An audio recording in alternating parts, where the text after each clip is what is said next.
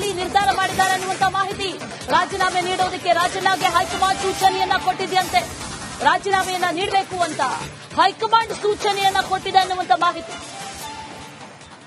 High command ಗರಂ ಆದಂತ ಬೆನ್ನಲ್ಲೇ high command ಏನಾದರೂ ಕಠಿಣ ಕ್ರಮವನ್ನ ಕೈಗೊಳ್ಳುತ್ತಾ ಅನ್ನುವಂತ ಪ್ರಶ್ನೆಗಳು ಕೂಡ ಬಹಳಷ್ಟಿದ್ವು. ಈಗ ಹೈಕಮಾಂಡೇ ಸೂಚನೆ ಕೊಟ್ಟಿದೆ ಅನ್ನುವಂತ ಮಾಹಿತಿ ಕೂಡ ಲಭ್ಯ ಆಗ್ತಾ ಇದೆ.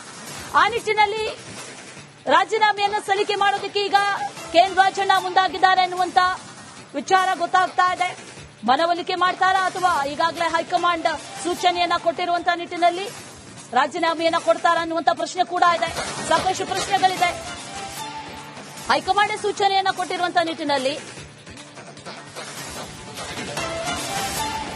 ರಾಜೀನಾಮೆಯನ್ನ ನೀಡೋದಕ್ಕೆ ರಾಜಣ್ಣ ನಿರ್ಧಾರವನ್ನ ಮಾಡಿದ್ದಾರೆ ಅನ್ನುವಂತ ಮಾಹಿತಿ ಇದೆ. ಹೈಕಮಾಂಡ್ ಸೂಚನೆಯನ್ನ ಕೊಟ್ಟಿದ್ದಾರೆ ಅನ್ನುವಂತ ಮಾಹಿತಿ ಕೂಡ ಈಗ ಲಭ್ಯ ಆಗ್ತಾ ಇದೆ.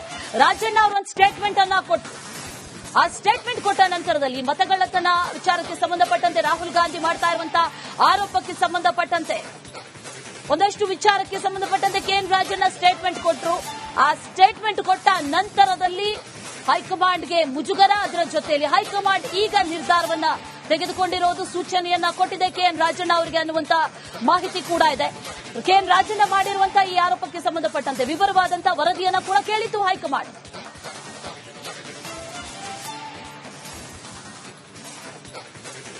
ಡೀಟೇಲ್ಸ್ ಅನ್ನ ಕೊಡ್ತಾರೆ. ನಮ್ಮ ಜೊತೆ ಸ್ಮಿತಾ ರಂಗನಾಥ್ ಲೈವ್ ನಲ್ಲಿ ಜಾಯಿನ್ ಆಗಿದ್ದಾರೆ.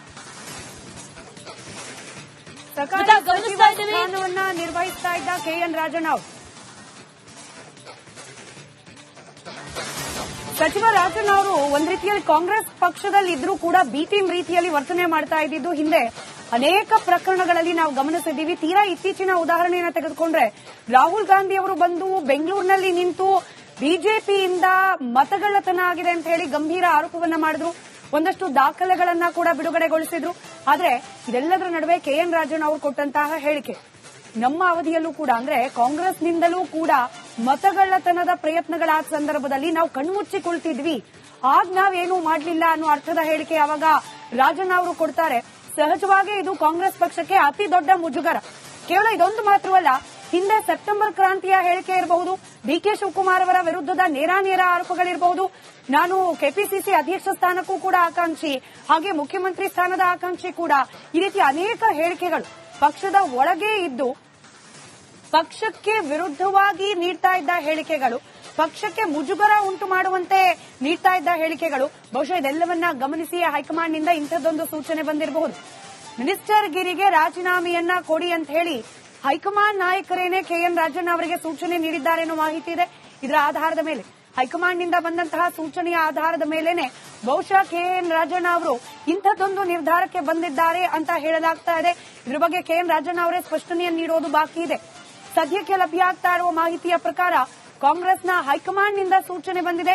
ಕೆಎನ್ ರಾಜಣ್ಣ ಅವರು ತಕ್ಷಣಕ್ಕೆ ಸಚಿವ ಸ್ಥಾನಕ್ಕೆ ರಾಜೀನಾಮೆಯನ್ನ ನೀಡಬೇಕು ಅಂತ ಹೇಳಿ ಅದರ ಪಾಲನೆಗೆ ಮುಂದಾಗ್ತಿದ್ದಾರೆ. ರಾಜಣ್ಣ ಅವರು ನಿರ್ಧಾರ ಮಾಡಿದ್ದಾರೆ. ಅಧಿಕೃತವಾಗಿ ರಾಜೀನಾಮೆಯನ್ನ ಕೂಡ ಸಲ್ಲಿಸಿದ್ದಾರೆ ಕೆಎನ್ ರಾಜಣ್ಣ ಅವರು ಅನ್ನೋದು ಸದ್ಯಕ್ಕೆ ಲಭ್ಯವಾಗ್ತಾ ಇರುವ ಮಾಹಿತಿ. ಕೆಎನ್ ರಾಜಣ್ಣ ಅವರ ಹೇಳಿಕೆಗಳೇ ಅವರಿಗೆ ಮುಳುವಾಗಿದೆ ಅನ್ನೋದು ಇಲ್ಲಿ ಬಹಳಷ್ಟು ಸ್ಪಷ್ಟ. ಇನ್ನು ಈ ಹಿಂದೆ ಕೆಎನ್ ರಾಜಣ್ಣ ಅವರು ಆನ್ ದ ಫ್ಲೋರ್ ಅಸೆಂಬ್ಲಿ ನಡೀತಾ ಇದ್ದ ಸಂದರ್ಭದಲ್ಲಿ ನೀಡಿದ ಹನಿ ಟ್ರಾಪ್ ಪ್ರಕರಣ, ಅದು ಕೂಡ ಯಾವುದೇ ರೀತಿಯ ಅಂತಿಮ ಘಟ್ಟವನ್ನ ತಲುಪಲೇ ಇಲ್ಲ. ಹೀಗೆ ಕಾಂಗ್ರೆಸ್ ಸರ್ಕಾರ ರಚನೆಯಾದ ಸಂದರ್ಭದಿಂದಲೂ ಕೂಡ ಒಂದಲ್ಲ ಒಂದು ಹೇಳಿಕೆಗಳಿಂದಾಗಿ ಕೆಎನ್ ರಾಜಣ್ಣ ಅವರು ಕಾಂಗ್ರೆಸ್ ಪಕ್ಷಕ್ಕೆ ಮುಜುಗರವನ್ನ ತಂದು ಉಂಟು ಮಾಡ್ತಾ ಇದ್ರು. ಅದರಲ್ಲೂ ಇತ್ತೀಚಿನ ಮತಗಳ್ಳತನಕ್ಕೆ ಸಂಬಂಧಪಟ್ಟ ರಾಜಣ್ಣ ಅವರ ಹೇಳಿಕೆ ಅತಿ ದೊಡ್ಡ ಆಘಾತವನ್ನ, ಮುಜುಗರವನ್ನ ಕಾಂಗ್ರೆಸ್ ಪಕ್ಷಕ್ಕೆ ತಂದಿರೋದು. ಬಿಜೆಪಿ ಹಾಗೆ ಚುನಾವಣಾ ಆಯೋಗ ಮತಗಳ್ಳತನ ಮಾಡ್ತಾ ಇದೆ ಅಂತ ಹೇಳಿ ಕಾಂಗ್ರೆಸ್ನ ನಾಯಕರೆಲ್ಲರೂ ಕೂಡ ದೊಡ್ಡ ಮಟ್ಟದಲ್ಲಿ ಪ್ರತಿಭಟನೆಯನ್ನ ಮಾಡ್ತಾ ಇದ್ರೆ, ಕೆಎನ್ ರಾಜಣ್ಣ ಅವರು ಕಾಂಗ್ರೆಸ್ ಪಕ್ಷದಿಂದಲೂ ಕೂಡ ಓಟ್ ಚೋರಿ ಆಗಿದೆ, ಮತಗಳ್ಳತನ ಆಗಿದೆ ಅನ್ನೋ ಅರ್ಥದ ಹೇಳಿಕೆಯನ್ನ ನೀಡಿದ್ದು ಸಹಜವಾಗಿ ಕೇವಲ ಕಾಂಗ್ರೆಸ್ ಪಕ್ಷಕ್ಕೆ ಮಾತ್ರವಲ್ಲ, ವೈಯಕ್ತಿಕವಾಗಿ ರಾಹುಲ್ ಗಾಂಧಿ ಅವರಿಗೂ ಕೂಡ ಮಾಡಿದಂತಹ ಅತಿ ದೊಡ್ಡ ಅಪಮಾನ ಆಗುತ್ತೆ, ಮುಜುಗರದ ಸಂಗತಿಯಾಗುತ್ತೆ. ಹೀಗಾಗಿ ಇದೆಲ್ಲವನ್ನ ಗಂಭೀರವಾಗಿ ಪರಿಗಣಿಸಿರುವ ಕಾಂಗ್ರೆಸ್ನ ಹೈಕಮಾಂಡ್ ಕೆಎನ್ ರಾಜಣ್ಣ ಅವರಿಂದ ರಾಜೀನಾಮೆಯನ್ನ ಡಿಮ್ಯಾಂಡ್ ಮಾಡಿದೆ. ಹೈಕಮಾಂಡ್ನ ಸೂಚನೆ ಬಂದ ಕೂಡಲೇ ಇದೀಗ ರಾಜಣ್ಣ ಅವರು ರಾಜೀನಾಮೆಯನ್ನ ಸಲ್ಲಿಸುವ ನಿರ್ಧಾರಕ್ಕೆ ಬಂದಂತಿದೆ ಕಾಂಗ್ರೆಸ್ ಸರ್ಕಾರದಲ್ಲಿ. ಈ ಅವಧಿಗೆ ರಚನೆಯಾದ ನಂತರದಲ್ಲಿ 2ನೇ ಸಚಿವರು ಹೀಗೆ ರಾಜೀನಾಮೆಯನ್ನ ಸಲ್ಲಿಸ್ತಾ ಇರೋದು ನಿಮಗೆ ನೆನಪಿದೆ. ವಾಲ್ಮೀಕಿ ಹಗರಣ ವಿಚಾರಕ್ಕೆ ಸಂಬಂಧಪಟ್ಟಂತೆ ನಾಗೇಂದ್ರ ಅವರಿಂದ ರಾಜೀನಾಮೆಯನ್ನ ಪಡೆಯಲಾಗಿತ್ತು. ಇದೀಗ ತಮ್ಮದೇ ಹೇಳಿಕೆಯಿಂದ ಪಕ್ಷಕ್ಕಾಗ್ತಾ ಇರುವ ಮುಜುಗರ, ಇದೇ ಕಾರಣಕ್ಕೆ ರಾಜಣ್ಣ ಅವರ ರಾಜೀನಾಮೆಯನ್ನ ಪಡ್ಕೊಳ್ಳೋಕೆ ಮುಂದಾಗ್ತಾ ಇದೆಯಾ ಹೈಕಮಾಂಡ್ ಅನ್ನೋದು ಸದ್ಯಕ್ಕಿರುವ ಕುತೂಹಲ. ಈ ಕ್ಷಣದ ರಾಜ್ಯ ರಾಜಕಾರಣಕ್ಕೆ ಸಂಬಂಧಪಟ್ಟ ಅತಿ ದೊಡ್ಡ ಸುದ್ದಿ ಇದು. ರಾಜೀನಾಮೆಯನ್ನ ಡಿಮ್ಯಾಂಡ್ ಮಾಡಿದೆ ಕಾಂಗ್ರೆಸ್ನ ಹೈಕಮಾಂಡ್. ರಾಜಣ್ಣ ಅವರಿಂದ ರಾಜೀನಾಮೆಯನ್ನ ಸಲ್ಲಿಸುವ ನಿರ್ಧಾರಕ್ಕೂ ಕೂಡ ಕೆಎನ್ ರಾಜಣ್ಣ ಅವರು ಬಂದಿದ್ದಾರೆ. ನನ್ನ ಕಲೀಗ ಚಂದ್ರಶೇಖರ್ ಮತ್ತಷ್ಟು ಮಾಹಿತಿಯನ್ನ ನೀಡ್ತಾ ಹೋಗ್ತಾರೆ. ಚಂದ್ರಶೇಖರ್, ಕೇವಲ ಈ ಮತಗಳ್ಳತನ ವಿಚಾರಕ್ಕೆ ಸಂಬಂಧಪಟ್ಟ ಹೇಳಿಕೆ ಮಾತ್ರನಾ ಅಥವಾ ರಾಜಣ್ಣ ಅವರ ಹಿಂದಿನ ಟ್ರ್ಯಾಕ್ ರೆಕಾರ್ಡ್ ಹಾಗೆ ಪದೇ ಪದೇ ನೀಡ್ತಾ ಇದ್ದ ಪಕ್ಷಕ್ಕೆ ಮುಜುಗರ ಆಗುವ ಹೇಳಿಕೆನ ಕಾರಣ ಇವತ್ತು ರಾಜೀನಾಮೆಯ ಡಿಮಾಂಡ್ ಹಾಗೆ ರಾಜೀನಾಮೆ ನೀಡೋ ನಿರ್ಧಾರಕ್ಕೆ? ಅಶ್ವಥ, ಖಂಡಿತವಾಗ್ಲು ಈಗಾಗಲೇ ಸಚಿವ ರಾಜಣ್ಣ ಅವರ ಒಂದು ಹೇಳಿಕೆಗಳು ಅವರಿಗೆ ಈಗ ಕಂಟಕವಾಗಿರ್ತಕ್ಕಂಥದ್ದು ಬಹಳ ಸ್ಪಷ್ಟವಾಗಿದೆ. ಯಾಕಂತಂದ್ರೆ ಈಗಾಗಲೇ ಏನು ಬಹಳಷ್ಟು ದೊಡ್ಡ ಮಟ್ಟದಲ್ಲಿ ಚರ್ಚೆ ಆಗ್ತಾ ಇತ್ತು, ನವೆಂಬರ್ ಕ್ರಾಂತಿ ಆಗುತ್ತೆ ಕಾಂಗ್ರೆಸ್ ಪಕ್ಷದಲ್ಲಿ ಅನ್ನುವಂತ ವಿಚಾರ ಬಹಳಷ್ಟು ಚರ್ಚೆಗೆ ಕಾರಣವಾಗಿತ್ತು. ಹಾಗಾಗಿ ಈ ಎಲ್ಲ ವಿಚಾರಗಳನ್ನ ಚರ್ಚೆಗೆ ತೆಗೆದುಕೊಂಡು ಈ ಬಗ್ಗೆ ಬಹಳಷ್ಟು ದೊಡ್ಡ ಮಟ್ಟದಲ್ಲಿ ಕೂಡ ಹೈಕಮಾಂಡ್ ಮಟ್ಟದಲ್ಲೂ ಕೂಡ ದೂರುಗಳು ಕೇಳಿ ಬಂದಿತ್ತು. ಸೊ ಕಾರ್ಯಕರ್ತರೊಬ್ಬರು ಸಚಿವ ರಾಜಣ್ಣ ವಿರುದ್ಧವೇ ಹೈಕಮಾಂಡ್ಗೆ ದೂರನ್ನ ಕೊಟ್ಟಿದ್ದಂಥದ್ದು ಬಹಳ ಪ್ರಮುಖವಾದ ವಿಚಾರ. ಹಾಗಾಗಿ ಹೈಕಮಾಂಡ್ ಸಿಎಂಗೆ ಸೂಚನೆಯನ್ನ ಕೊಟ್ಟಿದ್ದಾರೆ. ಪಕ್ಷದ ವಿರುದ್ಧ ಈ ರೀತಿಯಾದಂತಹ ಹೇಳಿಕೆಗಳನ್ನ ಕೊಡ್ತಾ ಇದ್ದಾರೆ. ನವೆಂಬರ್ ಕ್ರಾಂತಿ ಅಥವಾ ಪಕ್ಷದಲ್ಲಿ ಸಿಎಂ ನಿಟ್ಟಿನಲ್ಲಿ ನಿರ್ಧಾರ ಮಾಡಿದ್ದಾರೆ ಅನ್ನುವಂತ ಮಾಹಿತಿ. ರಾಜೀನಾಮೆ ನೀಡೋದಕ್ಕೆ ರಾಜಣ್ಣಗೆ ಹೈಕಮಾಂಡ್ ಸೂಚನೆಯನ್ನ ಕೊಟ್ಟಿದೆಯಂತೆ. ರಾಜೀನಾಮೆಯನ್ನ ನೀಡಬೇಕು ಅಂತ ಹೈಕಮಾಂಡ್ ಸೂಚನೆಯನ್ನ ಕೊಟ್ಟಿದೆ ಅನ್ನುವಂತ ಮಾಹಿತಿ. ಹೈಕಮಾಂಡ್ ಗರಂ ಆದಂತ ಬೆನ್ನಲ್ಲೇ ಹೈಕಮಾಂಡ್ ಏನಾದ್ರೂ ಕಠಿಣ ಕ್ರಮವನ್ನ ಕೈಗೊಳ್ಳುತ್ತಾ ಅನ್ನುವಂತ ಪ್ರಶ್ನೆಗಳು ಕೂಡ ಬಹಳಷ್ಟಿದ್ವು. ಈಗ ಹೈಕಮಾಂಡೇ ಸೂಚನೆ ಕೊಟ್ಟಿದೆ ಅನ್ನುವಂತ ಮಾಹಿತಿ ಕೂಡ ಲಭ್ಯ ಆಗ್ತಾ ಇದೆ. ಆ ನಿಟ್ಟಿನಲ್ಲಿ ರಾಜೀನಾಮೆಯನ್ನು ಸಲ್ಲಿಕೆ ಮಾಡೋದಕ್ಕೆ ಈಗ ಕೆಎನ್ ರಾಜಣ್ಣ ಮುಂದಾಗಿದ್ದಾರೆ ಅನ್ನುವಂತ ವಿಚಾರ ಗೊತ್ತಾಗ್ತಾ ಇದೆ. ಮನವೊಲಿಕೆ ಮಾಡ್ತಾರಾ ಅಥವಾ ಈಗಾಗಲೇ ಹೈಕಮಾಂಡ್ ಸೂಚನೆಯನ್ನ ಕೊಟ್ಟಿರುವಂತಹ ನಿಟ್ಟಿನಲ್ಲಿ ರಾಜೀನಾಮೆಯನ್ನ ಕೊಡ್ತಾರಾ ಅನ್ನುವಂತ ಪ್ರಶ್ನೆ ಕೂಡ ಇದೆ. ಸಾಕಷ್ಟು ಪ್ರಶ್ನೆಗಳಿದೆ.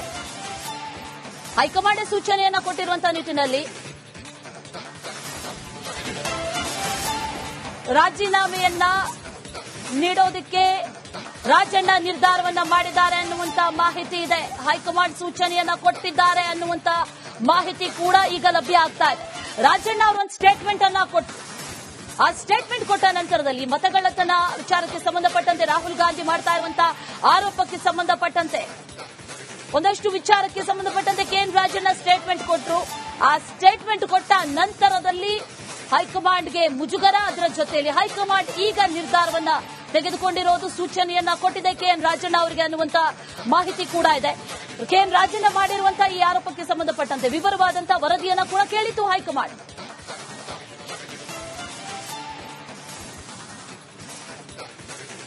ಡೀಟೇಲ್ಸ್ ಅನ್ನ ಕೊಡ್ತಾರೆ. ನಮ್ಮ ಜೊತೆ ಸ್ಮಿತಾ ರಂಗನಾಥ್ ಲೈವ್ ನಲ್ಲಿ ಜಾಯಿನ್ ಆಗಿದ್ದಾರೆ.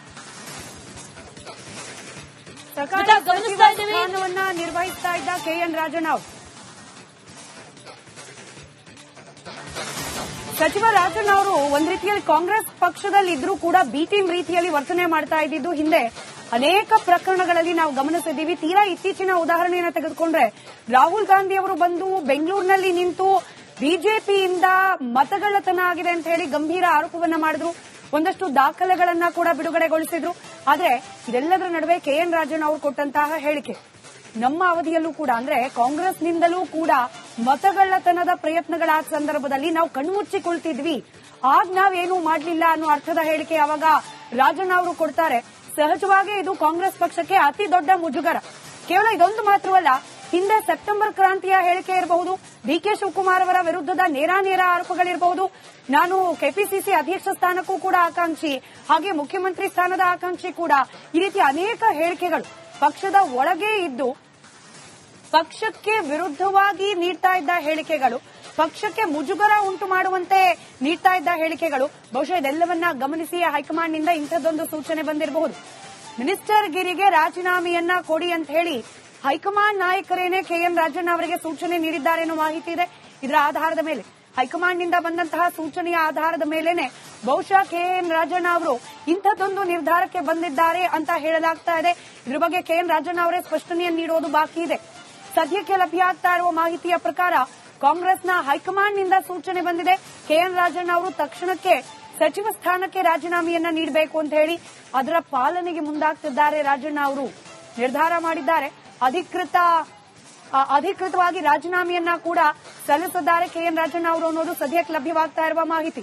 ಕೆಎನ್ ರಾಜಣ್ಣ ಅವರ ಹೇಳಿಕೆಗಳೇ ಅವರಿಗೆ ಮುಳುವಾಗಿದೆ ಅನ್ನೋದು ಇಲ್ಲಿ ಬಹಳಷ್ಟು ಸ್ಪಷ್ಟ. ಇನ್ನು ಈ ಹಿಂದೆ ಕೆಎನ್ ರಾಜಣ್ಣ ಅವರು ಆನ್ ದ ಫ್ಲೋರ್ ಅಸೆಂಬ್ಲಿ ನಡೀತಾ ಇದ್ದ ಸಂದರ್ಭದಲ್ಲಿ ನೀಡಿದ ಹನಿ ಟ್ರ್ಯಾಪ್ ಪ್ರಕರಣ ಅದು ಕೂಡ ಯಾವುದೇ ರೀತಿಯ ಅಂತಿಮ ಘಟ್ಟವನ್ನ ತಲುಪಲೇ ಇಲ್ಲ. ಹೀಗೆ ಕಾಂಗ್ರೆಸ್ ಸರ್ಕಾರ ರಚನೆಯಾದ ಸಂದರ್ಭದಿಂದಲೂ ಕೂಡ ಒಂದಲ್ಲ ಒಂದು ಹೇಳಿಕೆಗಳಿಂದಾಗಿ ಕೆಎನ್ ರಾಜಣ್ಣ ಅವರು ಕಾಂಗ್ರೆಸ್ ಪಕ್ಷಕ್ಕೆ ಮುಜುಗರವನ್ನ ತಂದು ಉಂಟು ಮಾಡ್ತಾ ಇದ್ರು. ಅದರಲ್ಲೂ ಇತ್ತೀಚಿನ ಮತಗಳ್ಳತನಕ್ಕೆ ಸಂಬಂಧಪಟ್ಟ ರಾಜಣ್ಣ ಅವರ ಹೇಳಿಕೆ ಅತಿ ದೊಡ್ಡ ಆಘಾತವನ್ನ ಮುಜುಗರವನ್ನ ಕಾಂಗ್ರೆಸ್ ಪಕ್ಷಕ್ಕೆ ತಂದಿರೋದು. ಬಿಜೆಪಿ ಹಾಗೆ ಚುನಾವಣಾ ಆಯೋಗ ಮತಗಳ್ಳತನ ಮಾಡ್ತಾ ಇದೆ ಅಂತ ಹೇಳಿ ಕಾಂಗ್ರೆಸ್ನ ನಾಯಕರೆಲ್ಲರೂ ಕೂಡ ದೊಡ್ಡ ಮಟ್ಟದಲ್ಲಿ ಪ್ರತಿಭಟನೆಯನ್ನ ಮಾಡ್ತಾ ಇದ್ರೆ ಕೆಎನ್ ರಾಜಣ್ಣ ಅವರು ಕಾಂಗ್ರೆಸ್ ಪಕ್ಷದಿಂದಲೂ ಕೂಡ ಓಟ್ ಚೋರಿ ಆಗಿದೆ, ಮತಗಳ್ಳತನ ಆಗಿದೆ ಅನ್ನೋ ಅರ್ಥದ ಹೇಳಿಕೆಯನ್ನ ನೀಡಿದ್ದು ಸಹಜವಾಗಿ ಕೇವಲ ಕಾಂಗ್ರೆಸ್ ಪಕ್ಷಕ್ಕೆ ಮಾತ್ರವಲ್ಲ, ವೈಯಕ್ತಿಕವಾಗಿ ರಾಹುಲ್ ಗಾಂಧಿ ಅವರಿಗೂ ಕೂಡ ಮಾಡಿದಂತಹ ಅತಿ ದೊಡ್ಡ ಅಪಮಾನ ಆಗುತ್ತೆ, ಮುಜುಗರದ ಸಂಗತಿ ಆಗುತ್ತೆ. ಹೀಗಾಗಿ ಇದೆಲ್ಲವನ್ನ ಗಂಭೀರವಾಗಿ ಪರಿಗಣಿಸಿರುವ ಕಾಂಗ್ರೆಸ್ನ ಹೈಕಮಾಂಡ್ ಕೆಎನ್ ರಾಜಣ್ಣ ಅವರಿಂದ ರಾಜೀನಾಮೆಯನ್ನ ಡಿಮ್ಯಾಂಡ್ ಮಾಡಿದೆ. ಹೈಕಮಾಂಡ್ನ ಸೂಚನೆ ಬಂದ ಕೂಡಲೇ ಇದೀಗ ರಾಜಣ್ಣ ಅವರು ರಾಜೀನಾಮೆಯನ್ನ ಸಲ್ಲಿಸುವ ನಿರ್ಧಾರಕ್ಕೆ ಬಂದಂತಿದೆ ಕಾಂಗ್ರೆಸ್ ಸರ್ಕಾರದಲ್ಲಿ. ಈ ಅವಧಿಗೆ ರಚನೆಯಾದ ನಂತರದಲ್ಲಿ ಎರಡನೇ ಸಚಿವರು ಹೀಗೆ ರಾಜೀನಾಮೆಯನ್ನ ಸಲ್ಲಿಸ್ತಾ ಇರೋದು ನಿಮಗೆ ನೆನಪಿದೆ. ವಾಲ್ಮೀಕಿ ಹಗರಣ ವಿಚಾರಕ್ಕೆ ಸಂಬಂಧಪಟ್ಟಂತೆ ನಾಗೇಂದ್ರ ಅವರಿಂದ ರಾಜೀನಾಮೆಯನ್ನ ಪಡೆಯಲಾಗಿತ್ತು. ಇದೀಗ ತಮ್ಮದೇ ಹೇಳಿಕೆಯಿಂದ ಪಕ್ಷಕ್ಕಾಗ್ತಾ ಇರುವ ಮುಜುಗರ, ಇದೇ ಕಾರಣಕ್ಕೆ ರಾಜಣ್ಣ ಅವರ ರಾಜೀನಾಮೆಯನ್ನ ಪಡ್ಕೊಳ್ಳೋಕೆ ಮುಂದಾಗ್ತಾ ಇದೆಯಾ ಹೈಕಮಾಂಡ್ ಅನ್ನೋದು ಸದ್ಯಕ್ಕಿರುವ ಕುತೂಹಲ. ಈ ಕ್ಷಣದ ರಾಜ್ಯ ರಾಜಕಾರಣಕ್ಕೆ ಸಂಬಂಧಪಟ್ಟ ಅತಿ ದೊಡ್ಡ ಸುದ್ದಿ ಇದು. ರಾಜೀನಾಮೆಯನ್ನ ಡಿಮ್ಯಾಂಡ್ ಮಾಡಿದೆ ಕಾಂಗ್ರೆಸ್ನ ಹೈಕಮಾಂಡ್. ರಾಜಣ್ಣ ಅವರಿಂದ ರಾಜೀನಾಮೆಯನ್ನ ಸಲ್ಲಿಸುವ ನಿರ್ಧಾರಕ್ಕೂ ಕೂಡ ಕೆಎನ್ ರಾಜಣ್ಣ ಅವರು ಬಂದಿದ್ದಾರೆ. ನನ್ನ ಕಲೀಗ ಚಂದ್ರಶೇಖರ್ ಮತ್ತಷ್ಟು ಮಾಹಿತಿಯನ್ನ ನೀಡ್ತಾ ಹೋಗ್ತಾರೆ. ಚಂದ್ರಶೇಖರ್, ಕೇವಲ ಈ ಮತಗಳ್ಳತನ ವಿಚಾರಕ್ಕೆ ಸಂಬಂಧಪಟ್ಟ ಹೇಳಿಕೆ ಮಾತ್ರನಾ ಅಥವಾ ರಾಜಣ್ಣ ಅವರ ಹಿಂದಿನ ಟ್ರ್ಯಾಕ್ ರೆಕಾರ್ಡ್ ಹಾಗೆ ಪದೇ ಪದೇ ನೀಡ್ತಾ ಇದ್ದ ಪಕ್ಷಕ್ಕೆ ಮುಜುಗರ ಆಗುವ ಹೇಳಿಕೆನ ಕಾರಣ ಇವತ್ತು ರಾಜೀನಾಮೆಯ ಡಿಮ್ಯಾಂಡ್ ಹಾಗೆ ರಾಜೀನಾಮೆ ನೀಡೋ ನಿರ್ಧಾರಕ್ಕೆ? ಖಂಡಿತವಾಗ್ಲು ಈಗಾಗಲೇ ಸಚಿವ ರಾಜಣ್ಣ ಅವರ ಒಂದು ಹೇಳಿಕೆಗಳು ಅವ್ರಿಗೆ ಈಗ ಕಂಟಕವಾಗಿರ್ತಕ್ಕಂಥದ್ದು ಬಹಳ ಸ್ಪಷ್ಟವಾಗಿದೆ. ಯಾಕಂತಂದ್ರೆ ಈಗಾಗಲೇ ಏನು ಬಹಳಷ್ಟು ದೊಡ್ಡ ಮಟ್ಟದಲ್ಲಿ ಚರ್ಚೆ ಆಗ್ತಾ ಇತ್ತು, ನವೆಂಬರ್ ಕ್ರಾಂತಿ ಆಗುತ್ತೆ ಕಾಂಗ್ರೆಸ್ ಪಕ್ಷದಲ್ಲಿ ಅನ್ನುವಂತ ವಿಚಾರ ಬಹಳಷ್ಟು ಚರ್ಚೆಗೆ ಕಾರಣವಾಗಿತ್ತು. ಹಾಗಾಗಿ ಈ ಎಲ್ಲ ವಿಚಾರಗಳನ್ನ ಚರ್ಚೆಗೆ ತೆಗೆದುಕೊಂಡು ಈ ಬಗ್ಗೆ ಬಹಳಷ್ಟು ದೊಡ್ಡ ಮಟ್ಟದಲ್ಲಿ ಕೂಡ ಹೈಕಮಾಂಡ್ ಮಟ್ಟದಲ್ಲೂ ಕೂಡ ದೂರುಗಳು ಕೇಳಿ ಬಂದಿತ್ತು. ಸೊ ಕಾರ್ಯಕರ್ತರೊಬ್ಬರು ಸಚಿವ ರಾಜಣ್ಣ ವಿರುದ್ಧವೇ ಹೈಕಮಾಂಡ್ಗೆ ದೂರನ್ನ ಕೊಟ್ಟಿದ್ದಂಥದ್ದು ಬಹಳ ಪ್ರಮುಖವಾದ ವಿಚಾರ. ಹಾಗಾಗಿ ಹೈಕಮಾಂಡ್ ಸಿಎಂಗೆ ಸೂಚನೆಯನ್ನ ಕೊಟ್ಟಿದ್ದಾರೆ. ಪಕ್ಷದ ವಿರುದ್ಧ ಈ ರೀತಿಯಾದಂತಹ ಹೇಳಿಕೆಗಳನ್ನ ಕೊಡ್ತಾ ಇದ್ದಾರೆ. ನವೆಂಬರ್ ಕ್ರಾಂತಿ ಅಥವಾ ಪಕ್ಷದಲ್ಲಿ ಸಿಎಂ